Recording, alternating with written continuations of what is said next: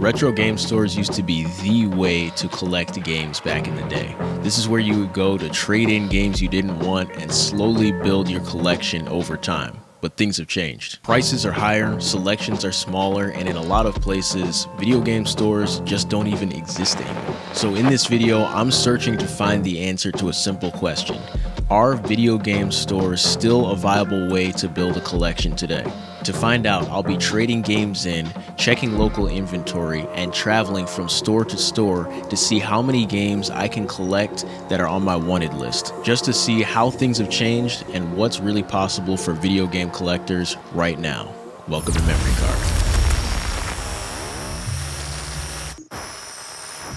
Yo, what's up? My name is Sharif, and this is a video series where I try to recollect my childhood PS2 collection without spending any money. In our last episode, we ended off with a budget of $198, which is a decent amount of money, so I'm ready to spend a little bit in this episode. In my last video, I listed this game for sale right here. It did not actually sell in that episode, but since then, in between that episode and this one, it did sell. So we're going to be profiting $7.75 from this one. So I'm going to drop this off really quick, and then we'll get on with heading to the game store to try to trade in that stack of games that just doesn't sell very well on eBay that we also got in the last episode.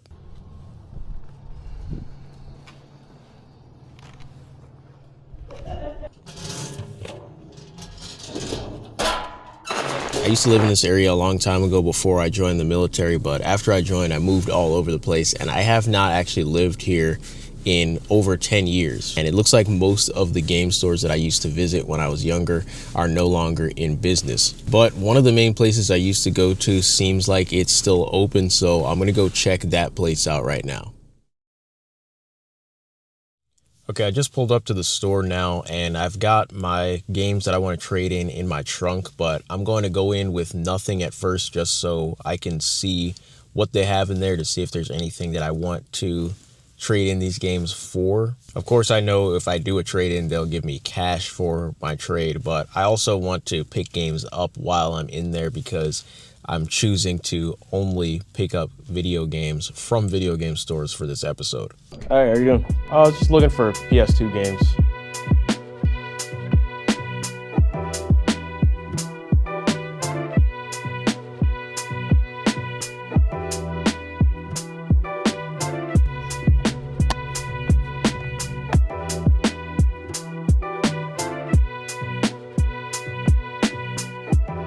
Okay, that place is not really how it used to be. When I went in there, their selection was pretty mediocre. They had mostly like sports games and trivia games. They didn't really have a lot of heavy hitters, and some of the stuff that they did have I was seeing was selling for $10 or so on eBay, and they were selling it in there for $20 or $25. It's kind of sad because I remember this being the best game store in my area when I was younger. They always had really good prices. They always had games in stock, but I was able to find one game that is on my list that was a relatively decent price, and that is Prince of Persia and the Sands of Time. They had this sticker on there for $7.99, but they sold it to me for $6 flat. $5 is really the value of it complete, and this one does not have the manual. It's just the case and the disc. And then on top of that, the disc itself actually, it looks like they ran it through a resurfacer at some point, so there's absolutely no scratches on it, which is great. But it looks like they didn't really clean up the disc well after taking it out of that resurfacer. If you look along the edges of the disc, there's a little bit of residue from the cleaning compound that's in that machine, which again would not be a big deal if I was picking this up on Facebook or Goodwill or something, but I've had games a lot cleaner than that coming from those sources. And when you go into a game store, you just expect everything to be cleaned up and ready to go for you when you pick it up, so you don't have to go home and clean all that stuff. So because of all those reasons, I decided not to trade my games in there. After work, I'm going to pull up to a different game store that I've never been to before, because I'm seeing a lot of really good reviews for that place about trade-in value.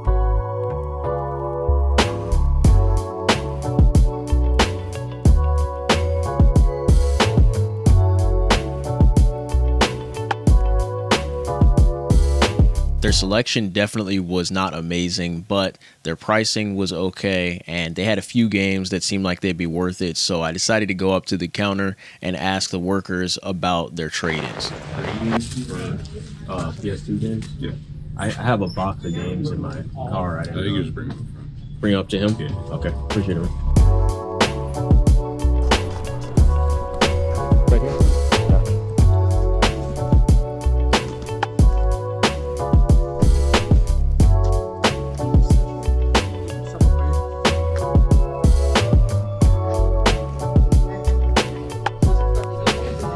So what you done? Awesome, thank you. Once the trade-in was done, I went back to the shelves to grab some of the games that I was looking at before.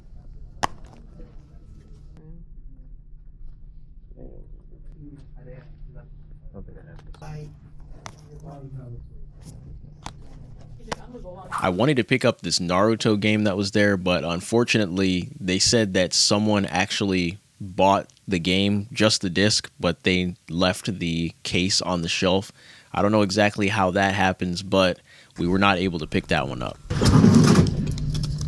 It's just too basic. They didn't really have a lot of great options on their shelf, but they did have a copy of Harry Potter and the Order of the Phoenix. I always like to pick up Harry Potter games when I see them because they're all different, and I want to eventually do a video comparing all of them, but I need to collect them all first, so I'm always out looking for those. Now on my trade-in, they ended up actually giving me $30 for all of those games, which is pretty good considering, yes, they're worth more than that, but I can't actually sell all those games on eBay. If I list them on eBay, they're going to be sitting there for weeks and weeks and weeks. I'm going to be paying fees when I do sell them, and I have to pay for shipping, so that's going to eat into my profits. So it's a lot easier to trade games like that in. In fact, it looked like that's what a lot of other people were doing, which is why there weren't any heavy hitters on their shelves. I ended up getting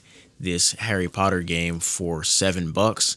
So our new total is going to be on the screen of what we have to go hunt with. So now I'm going to head out to some more game stores and see what we can find. I realized that there just aren't many game stores in my area at all anymore. So it became obvious to me pretty quickly that I need to travel a little bit in order to gather enough data to complete this episode. I mentioned this to my friend Frank, who also collects games, and he's been thinking the same thing. So we decided to take a trip together to a different town so that we can actually get into enough game stores to determine a verdict here. On the way, we actually did a quick Facebook Marketplace meetup. Someone was selling a GameCube game that was on Frank's wanted list, so we made the stop. Right there. See, I mean, look at this. Clean. Once that was done, we headed straight to our first game store.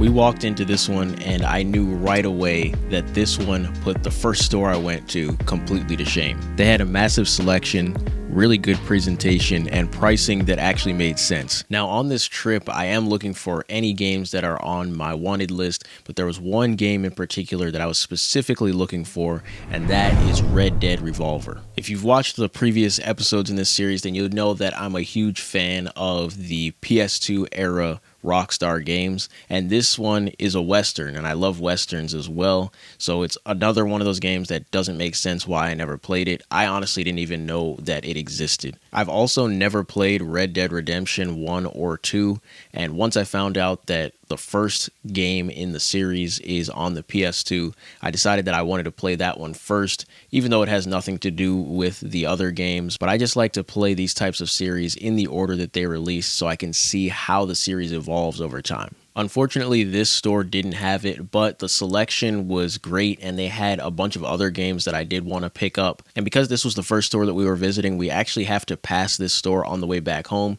So I didn't buy anything initially, and we decided to look at the other stores first to see what they have to offer and then revisit this one on the way back.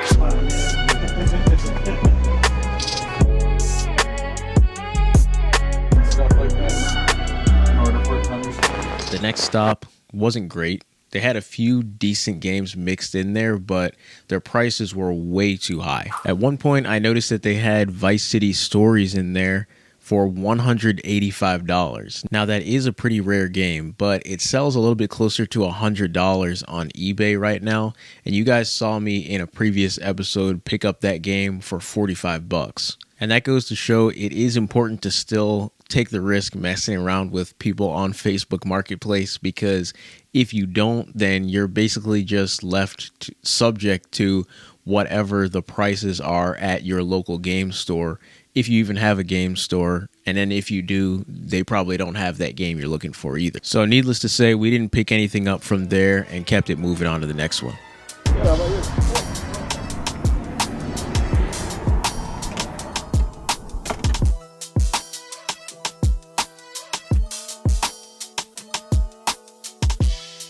After a few more stops that didn't really have anything, we finally found one that surprised me. The selection and presentation in this store were very good, but there were no prices marked on any of the games. You had to just take the games you wanted to buy up to the counter and ask the owner how much he was going to sell you the games for, which was pretty annoying, but he was very fair with the prices, and he just straight up looked up the value of each one and then gave you an offer based off of how many things you brought up to him, basically. So I ended up finding one of the racing games that's been on my list for a while, but I just haven't seen it around yet, and that is Burnout 3 Takedown. I'm not even a big racing game fan, but this game right here is just special. The way that the crash mechanics work and the game modes, not to mention the soundtrack. It's probably one of the best soundtracks ever if you're into the early 2000s rock and emo music. I just remember putting hours and hours and hours into this game as a kid, and I'm excited to jump back into this game again as an adult and also collect some of the other Burnout games, because I actually never played any of the other ones besides Burnout 3. But one of the things that really set this store apart from most of the other stores we visited was their huge selection of strategy guides. That brought back a lot of memories for me, because I used to take my strategy guides to school and read them front to back over and over and over again. They had a bunch of them, but I picked out two, and they were able to give me this Vice City strategy guide and Kingdom Hearts 1 as well. And because I was getting all of this together with the Burnout 3, they just gave me this entire bundle for $20. He said that the strategy guides were $5 each. I think I want to add strategy guides to that list of things that if I see them, I'm just going to pick them up and start collecting them on my shelf along with the games as well. But at this point, we had pretty much run out of stores that we wanted to check out on this trip, so we headed back home, and on the way back, we stopped at that first store because we think it still was the best one after seeing everything else. And man, I am really glad that we returned back to that store, because somehow the first time we went there, I completely missed something sitting on the shelf right in front of me.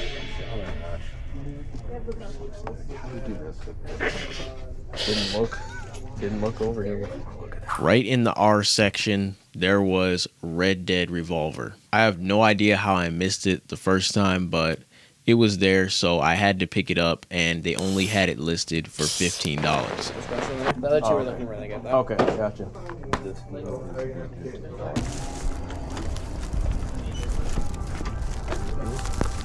And I also picked up some other games from my wanted list as well, and one of those is Mafia. This is one of those games that I didn't even know about when I was growing up, but this is a series that people really enjoy, and I started seeing the new versions of these coming out. I really wanted to play the original on the PS2 before I played any of the remakes or the new entries in the series, kind of just like Red Dead Revolver as well. And then another game, or I should say a series I've been looking for, is the Slugfest series. I'm not even a guy who watches baseball. I played it a little bit when I was a kid, but this game is just so fun to jump in there. You can play as mascots. They have all types of cheat codes. You can fight players in here. It's just fun to just mess around and play this game. When I grew up, I actually had Slugfest 2004, but if I see any Slugfest game, I'm going to pick it up. So I put 2004 on my wanted list, but this counts to me as something that should be on there. And then lastly, they had something I really did not expect to see there, which were Japanese GameCube games. And of those games that they had,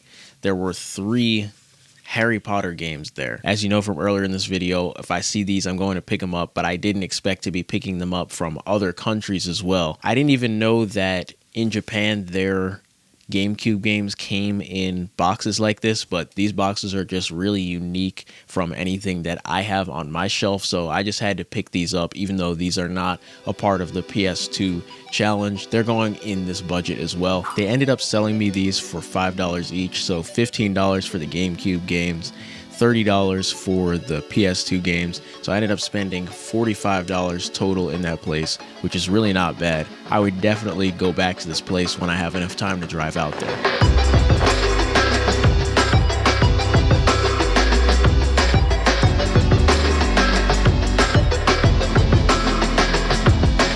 After visiting multiple retro game stores, trading games in, and even traveling out of town to continue my research, one thing became pretty clear. Retro game stores can be a viable way to build your collection, but much like most of the other things we've covered in this series, it's not the guaranteed answer that it used to be. In many areas, selection is limited, prices are higher, and depending on where you live, you might not even have a lot of game stores to choose from, if any at all. But when you find that one store that has fair pricing, it brings in more customers that are going to trade better games in, and then that store will have a better selection as well. Those locations are rare, but if you find one, it'll be a very valuable part of your collection journey. For me at this point in the series, retro game stores are just one more piece that I can add to the overall strategy of collecting games in the modern day. Online deals, local meetups, and of course the occasional road trip are most likely all going to be necessary to continue this series. I think what I could find locally dried up really quickly in this episode, and that's exactly what I want to explore next. In a future video, I'm going to travel to a different country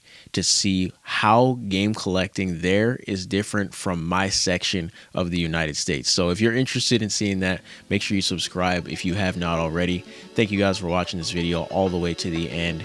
Our final budget is going to be on the screen right now, and I'll see you guys in the next one. Later.